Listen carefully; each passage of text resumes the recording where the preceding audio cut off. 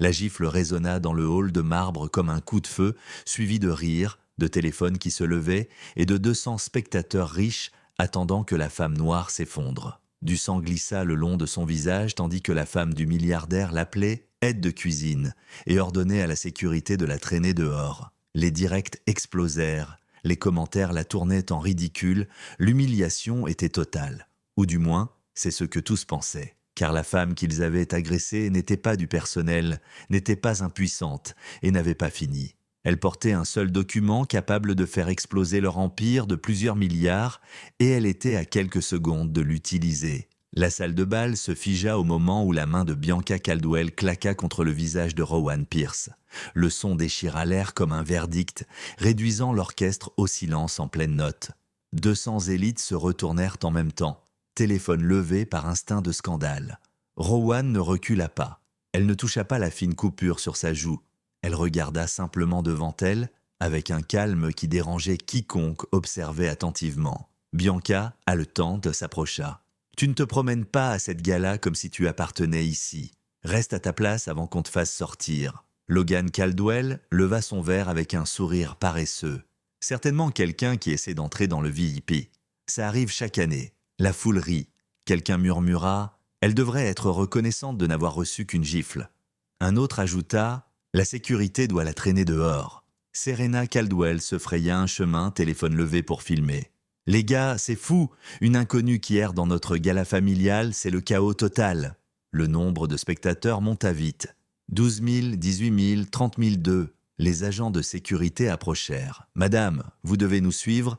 dit l'un d'eux en lui serrant le bras avec une force destinée à intimider. Le portefeuille en cuir de Rowan glissa sur le marbre, éparpillant documents, cartes premium, contrats signés et un dossier scellé portant un blason embossé. Des gaspes traversèrent l'assemblée. « Vous voyez » déclara Bianca, « elle n'a rien à faire ici. » Serena zooma avec enthousiasme. « Elle est littéralement en train de faire tomber des papiers. Qu'est-ce que c'est que ça ?»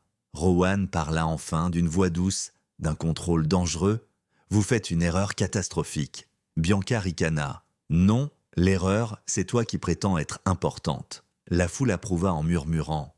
Rowan leva le menton, le sang brillant sur sa joue, et fixa Bianca avec un calme qui ne correspondait pas à l'humiliation subie. Son téléphone vibra 3 fois dans sa pochette, urgent. Elle l'ignora. La sécurité resserra son emprise. « Madame, allons-y. » Rowan ne bougea pas. Au lieu de cela, elle demanda tranquillement « Bianca, sais-tu ce que ton mari faisait à Abu Dhabi hier ?» Cette phrase fendit l'air, Logan se redressa. Serena abaissa légèrement son téléphone. Même les gardes hésitèrent. Le visage de Bianca se crispa. « Comment pourrais-tu savoir quoi que ce soit sur les affaires de mon mari ?» Rowan s'accroupit, ramassant lentement ses documents avec précision. Elle prit le dossier scellé en dernier, le gardant contre elle. Ces affaires sont extrêmement liées à ce qui va se passer ici. Le compteur de spectateurs de Serena explosa. Les commentaires affluaient. Pourquoi elle est si calme? Caldwell se fait exposer. Ça va éclater. Logan avança. Sécurité. Rowan ne haussa pas la voix. Touche-moi encore et ton avenir s'effondre en direct. Les gardes se figèrent. Bianca s'étrangla. C'est ridicule. Arrête de faire comme si tu avais du pouvoir. Rowan ouvrit le dossier scellé. Le blason Caldwell scintilla sous le lustre. Tous les rires moururent instantanément. Logan cligna des yeux. « Quoi? Où as-tu eu ça ?» Rowan leva les documents à hauteur de toutes les caméras. Un accord de partenariat finalisé entre Caldwell Global et Pierce Innovations.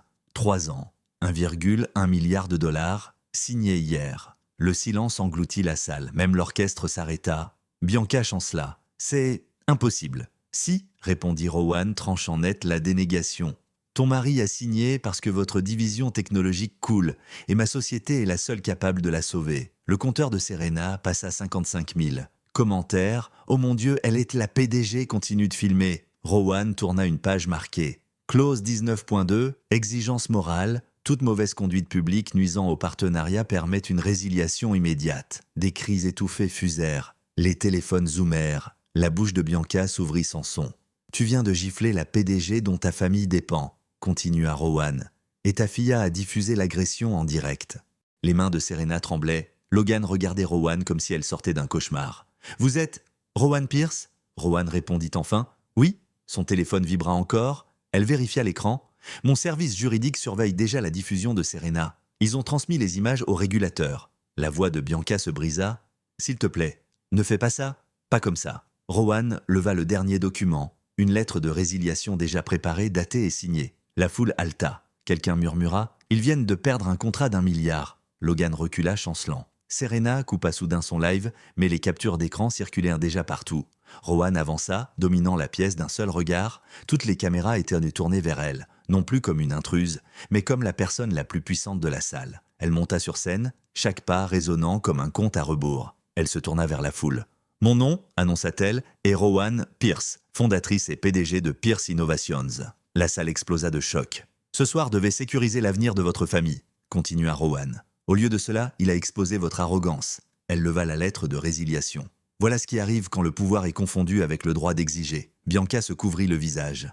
Logan fixait le sol. Serena s'effondra sur une chaise. Rowan les regarda une dernière fois. « D'ici le lever du soleil, votre mari apprendra le prix réel de ce soir. » Elle descendit de la scène et traversa la foule silencieuse. « Votre empire s'effondrera avant le petit déjeuner. » Sans un mot de plus, Rowan Pierce quitta la gala, laissant derrière elle la dynastie Caldwell en ruine.